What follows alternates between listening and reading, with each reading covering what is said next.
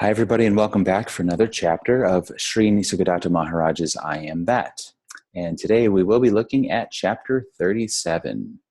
Beyond pain and pleasure, there is bliss. Beyond pain and pleasure, there is bliss.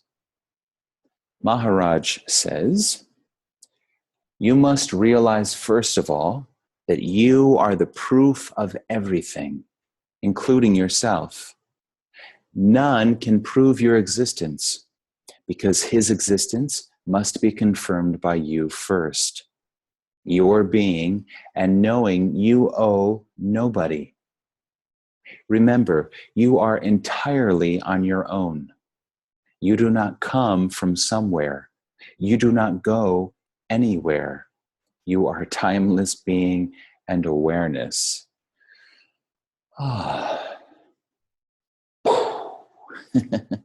So great, so great.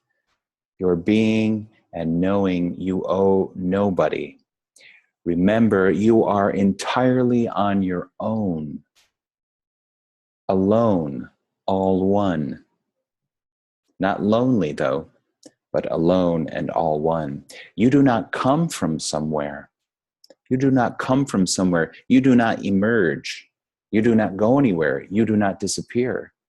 You are timeless being and awareness. You are the absolute supreme reality. You are the Parabrahman, always, forever, fresh, new, eternal, ancient.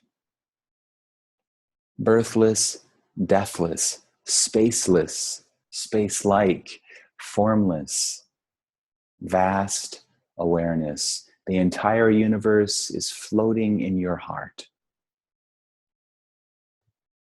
The world is appearing and disappearing. Images are coming and going. But you do not come, nor do you leave. You are the eternal, timeless being and awareness. You are always the supreme. You are always the absolute supreme reality.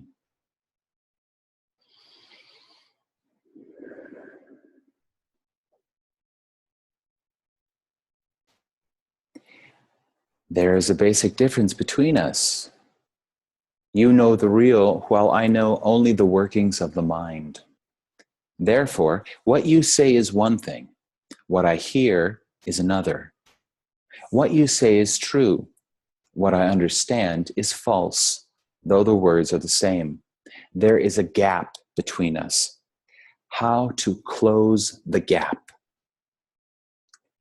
Give up the idea of being what you think yourself to be, and there will be no gap. By imagining yourself as separate, you have created the gap. You need not cross it, just don't create it. All is you and yours. There is nobody else. This is a fact. This is a fact. Give up the idea of being what you think yourself to be. The imagined self, the conceptual self, the thought of self, and there will be no gap. By imagining yourself as a separate little limited self, you have created the gap. So you need not cross it. There's nowhere to go. There's no bridge. There's no door. It's a gateless gate. Just don't create it. The image maker again, the mind trying to build that self-image, that conceptual self. Just stop, as Papaji says. Stop seeking the mind. All is you and yours. There is nobody else. This is a fact. This is a fact. All is one. There is variety and difference, but no separation anywhere. God is the totality of consciousness. All is one. All is being. All is love. And therefore, because there is no separation, you are everything and everyone, and nothing, and no one, and beyond. You are the eternal void, the absolute supreme Parabrahman.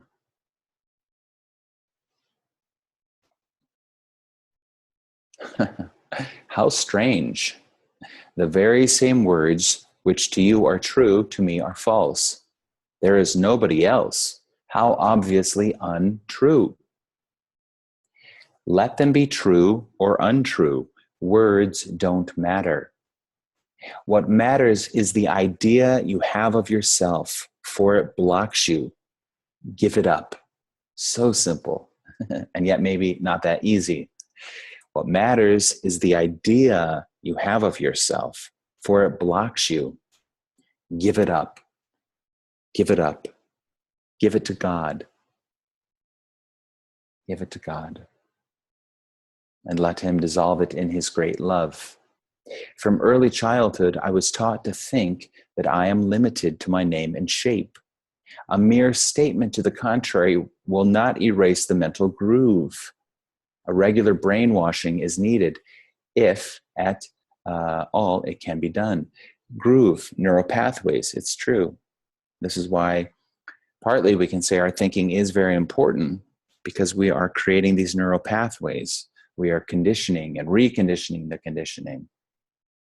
So that is why just repeating the truth may or may not elicit awakening or realization, but it will help to start create more healthier, honest, true neural pathways in the brain.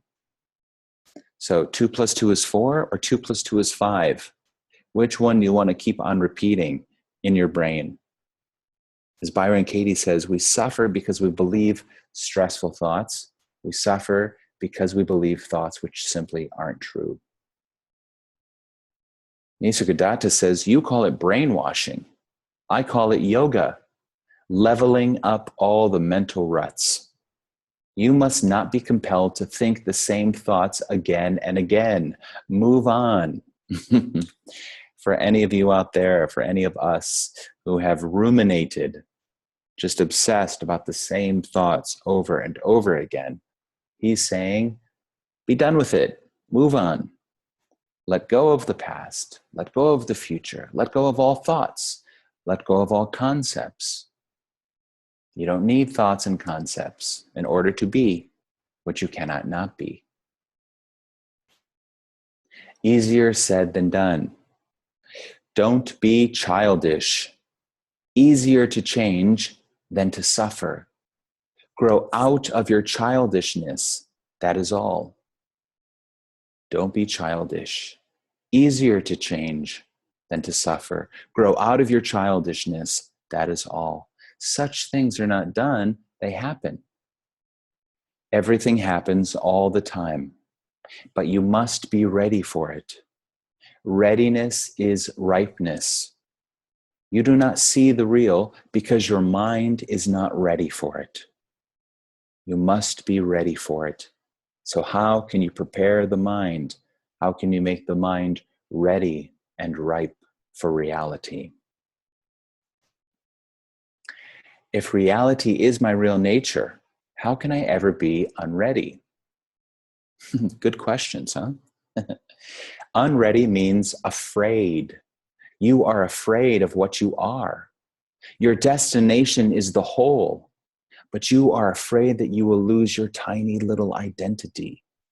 This is childishness, clinging to the toys, to your desires and fears, your opinions and ideas. Give it all up and be ready for the real to assert itself. This self-assertion is best expressed in words, I am. Nothing else has being. Of this you are absolutely certain. We must read that one again.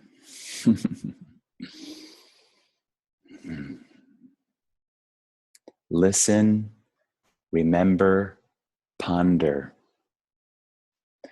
Unready means afraid. You are afraid of what you are. You are afraid of what you are. Your destination is the whole. But you are afraid that you will lose your little, tiny, individual identity. This is childishness.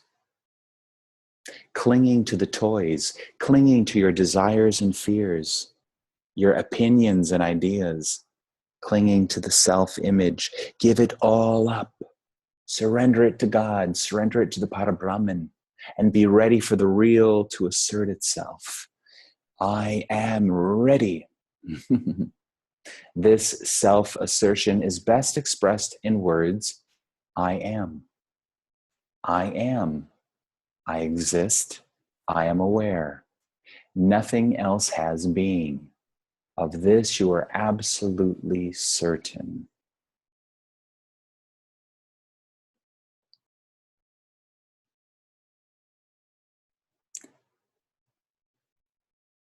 Okay, let's just jump down here. I am moving from now into now. I do not move at all. Everything else moves, not me. Granted, but your mind does move. Your mind does move. It's the monkey mind. It's always moving. It's always seeking and avoiding. In the now, you are both the movable and the immovable awareness, presence, being. So far, you took yourself to be the movable and have overlooked the immovable. Turn your mind inside out. Overlook the movable, and you will find yourself to be the ever-present, changeless reality, inexpressible, but solid like a rock. Solid like a rock. Turn your mind inside out.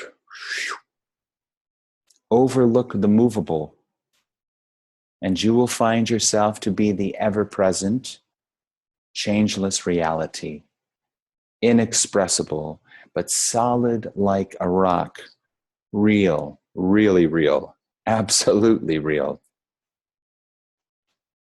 So stop focusing again on this monkey mind, this changing mind. Just see that it can't tell you ultimately who and what you are. So why do we keep going to it? I think we're entertained by it. We're entertained by the movie of the mind. But at some point we must say, whoops, this is not what I am. I've been focused on the movable and I have overlooked the immovable, pure being, pure consciousness, pure awareness, absolute supreme reality, birthless, deathless, unchanging. Turn your mind inside out. Overlook the movable, and you will find yourself to be the ever-present presence itself. I am. Changeless reality. Prior to all change, you are that which is prior to change. Inexpressible but solid like a rock. And of course, many people ask this question, if it is now, why am I not aware of it? Because you hold on to the idea that you are not aware of it. Let go the idea. Because you hold on to the idea that you are not aware of it. When in actuality, you are aware of it. How could you not be aware of what you are? So just let go of this idea. It does not make me aware. Wait, you want to be on both sides of the wall at the same time. You can, but you must remove the wall or realize that the wall and both sides of it are one single space to which no idea like here or there applies.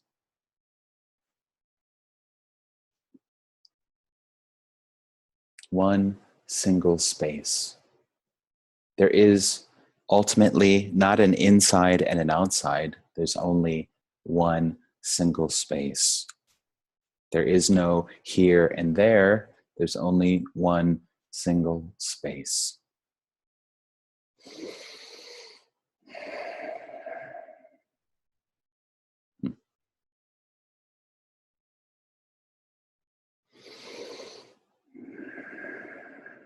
Don't be afraid of what you are.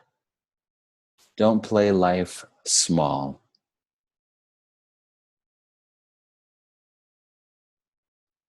Allow yourself to awaken to the eternal.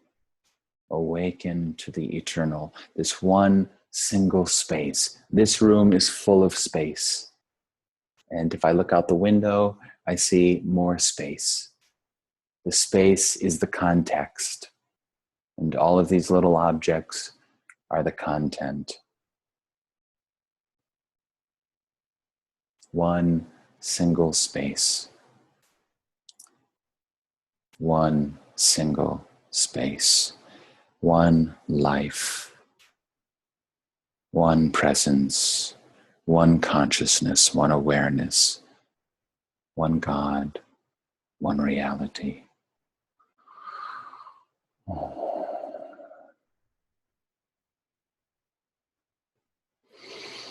One love. One light. One truth. Thank you, Nisargadatta Maharaj. Thank you, everybody. See you again for another chapter of I Am That. Peace.